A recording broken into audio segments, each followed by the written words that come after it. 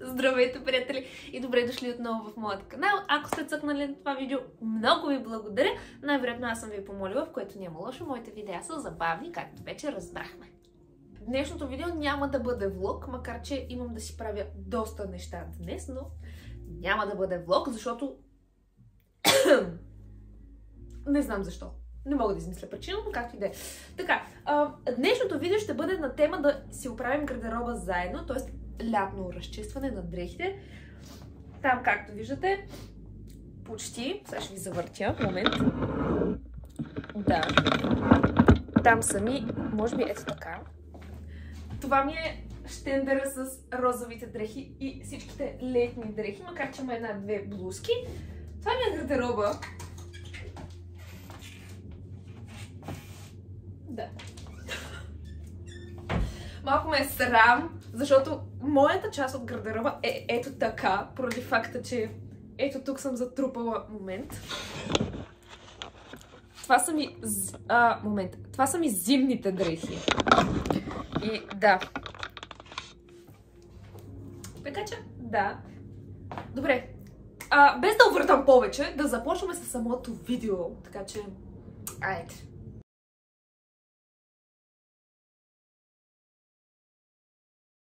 Много важно нещо за разчистването. Момент. Така. Много важно нещо за разчистването е първо да пуснете една прахосмокачка, защото на земя... Аз съм с завивки, които имат пера от... От какво беше? От патица, примерно. Не знам. Не съм сигурна. Има навсякъде на пода пера, защото те излизат ето така от одеялата. Така че да, сега ще пусна една прахосмокачка. И се връщам. А между другото, моля ви, просто натиснете бутона subscribe.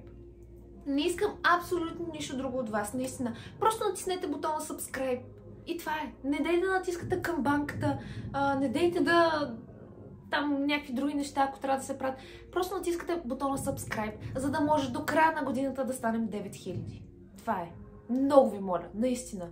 Нека станем до края на годината 9000. Натискате бутона subscribe и това е. Нищо друго. Моля ви. Иначе, ако искате, може да ме последвате и в социалните мрежи. Знаете, долу в описанието ще бъдат изписани. Това е. Сега отивам да взема прахосмокачката, да я пусна и да започваме с голямото разчистване на летните дрехи. Изморих се. Не защото пуснах прахосмокачката. Се изморих, защото тръгна любимата ми песен на Ed Sheeran. Аз имам точно две песни, които са ми топ of the top. В смисъл, това са най-яките песни и една от тях тръгна сега. И да, малко надух саундбара, но нямам проблеми. Те са сами свикнали. Така, пуснах прахосмокачка и може би ще започнем първо с закачалките от тази страна. Да, тук също имам закачалки. Там също имам закачалки. Може би ето така.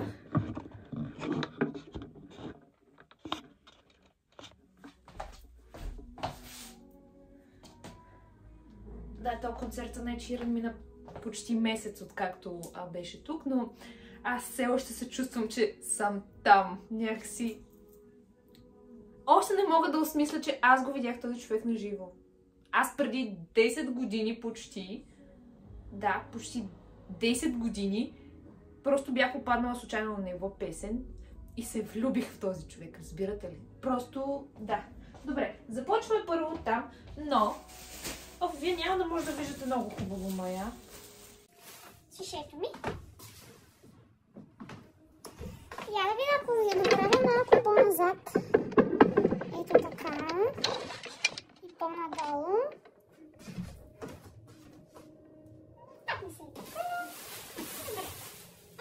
Изваждам абсолютно всичките си... Добре, няма да съм така, защото не ми харесва наистина.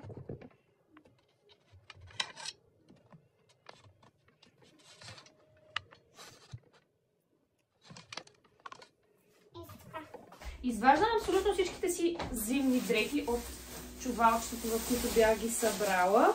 Така че ще ви ги показвам едно по едно.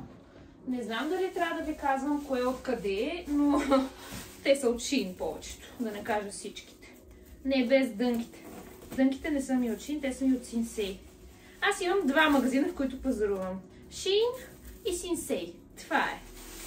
Не си пазарувам вече от други магазини, просто защото тези най-много си ми харесват и така. Добре.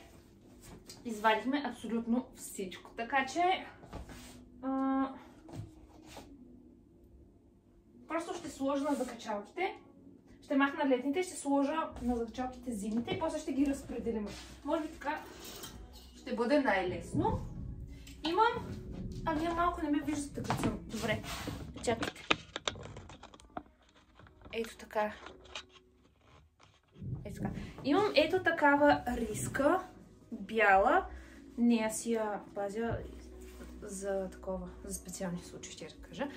И лятото и зимата си я нося, защото е лека, не е такава дебела, защото има и дебели ризи. И има ето такива елементи и ми е от Reserved. Made in Turkey. Към нея има една пола, но после ще ви я покажа. Така, хващам първите закачалки. Може би ще взема стола.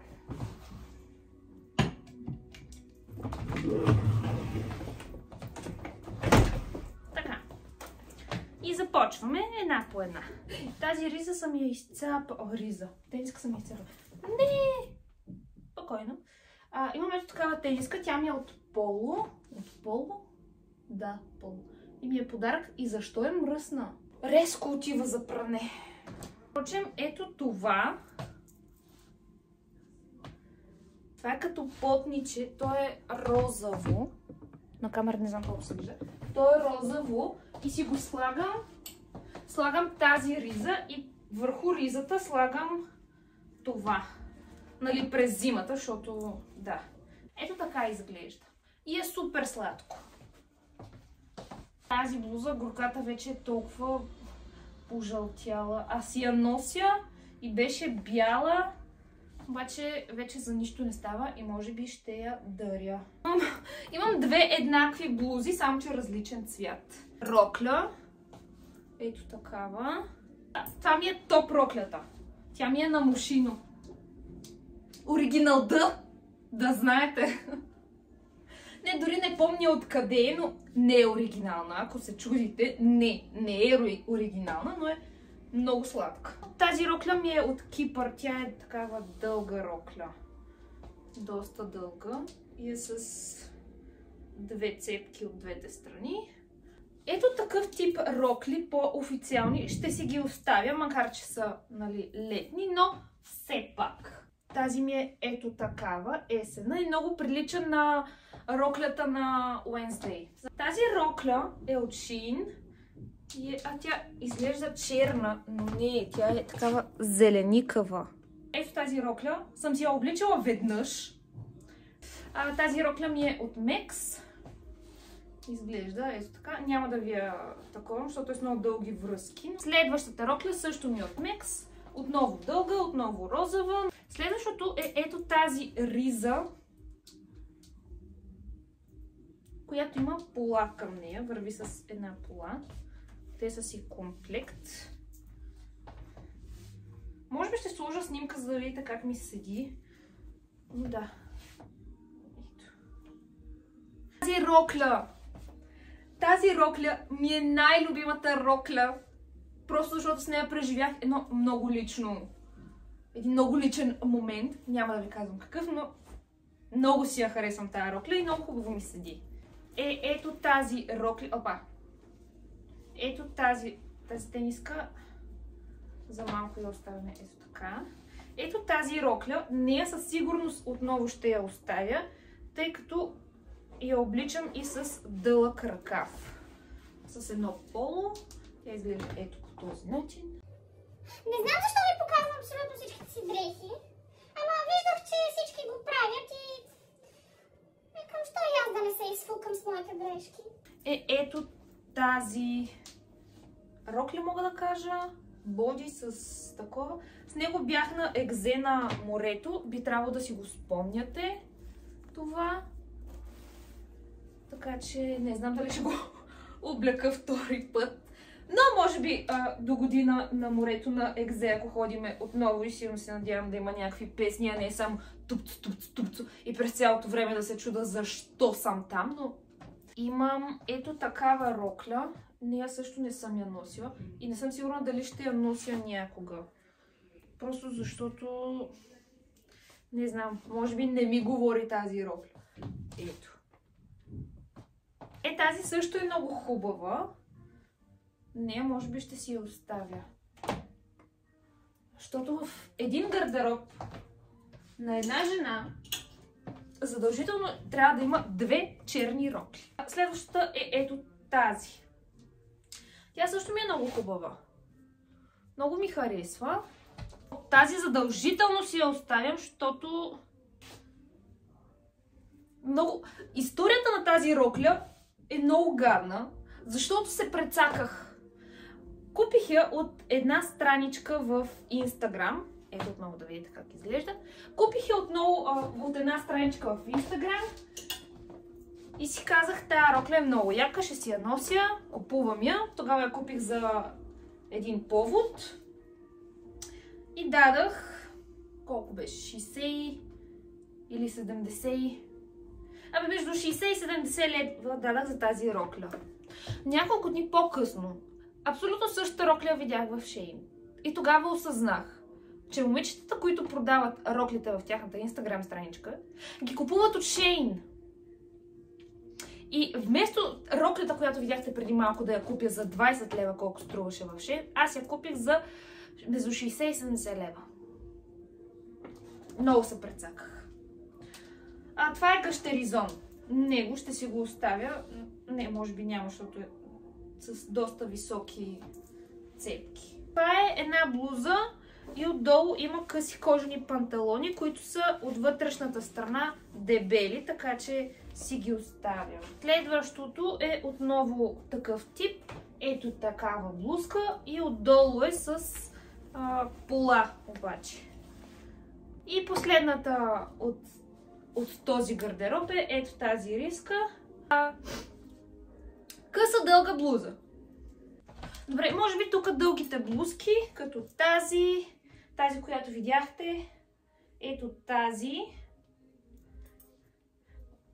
тази със сигурност, не знам колко ги виждате, но да, ще си ги запазя.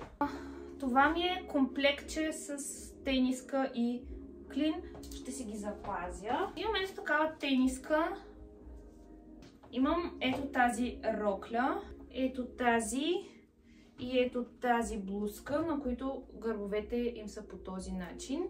Ето това потниче. То отпред е с връзки, ама много не се вижда. Ето.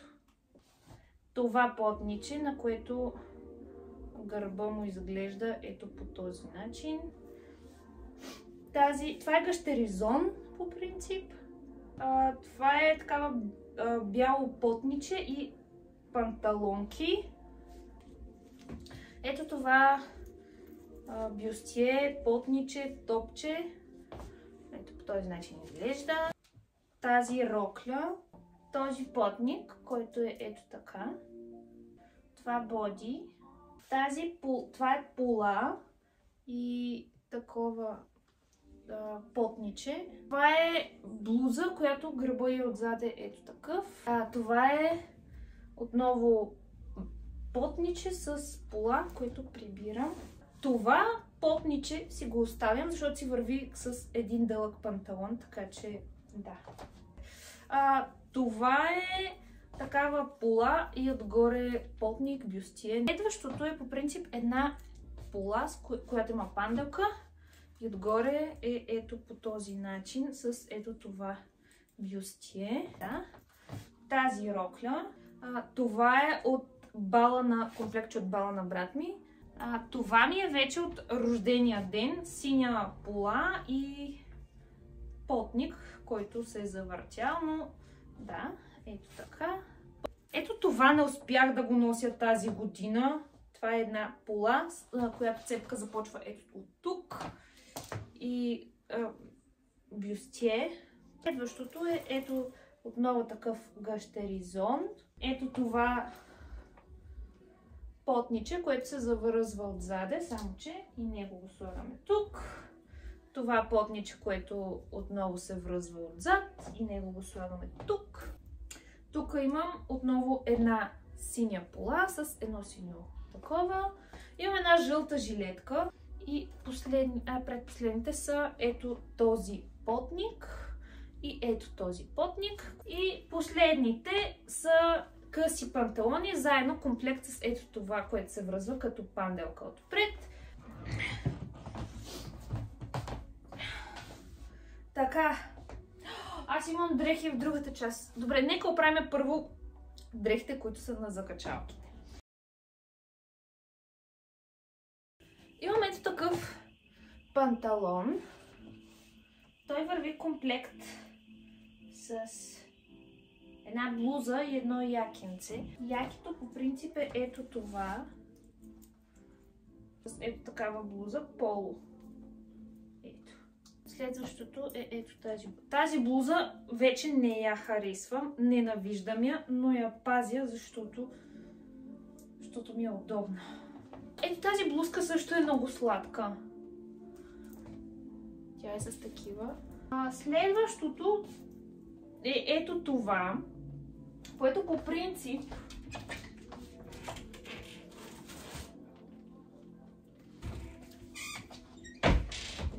е комплект с ето това поло. Имам ето такава блузка, която е тук с тип дантела. Тази блуза също ми стана любима от миналата година. Взех си я. Ето тази блуза също е много хубава, много ми харесва. О, ето тази блуза! Тази блуза ми е малко огромна, но я обожавам, хора, обожавам я. Тя е с поло. О, тази блуза, тя е на Томи Хилфигър. Добре, разбрахте ме. Следващата ми блузка е ето тази, тя отново е поло. Това е следващата блузка, впрочем. С такива дантелини ръка. Следващата блузка е ето тази. Нея също много си я харесвам. Следващата е ето тази и тя е обаче с гол гръб. Тази също ми е много такава на сърце. Нея съм я преправила, така че да изглежда сивата по този начин. Ето. Почти същата блузка. Остана ето такъв панталон, тип Чарлстон. Такъв панталон. Добре, няма нужда да ви показвам дрехите за вкъщи, защото са най-обикновени. Така че... Мен останаха страшно много закачалки, бе, хора. Какво се случва? Приятели, това е гардеробът ми. Сега ви оставям, за да си подреда и дрехите.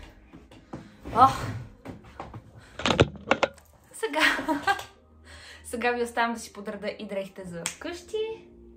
И да, надявам се това видео да ви бъде интересно, защото на мен лично такива тип видеа са ми интересни, за да видя какви дрехи имат другите. И ако нещо си харесвам, да си го потърся в Shein, защото аз пазарувам от Shein, но нямам код за отстъпка, което е тъжно.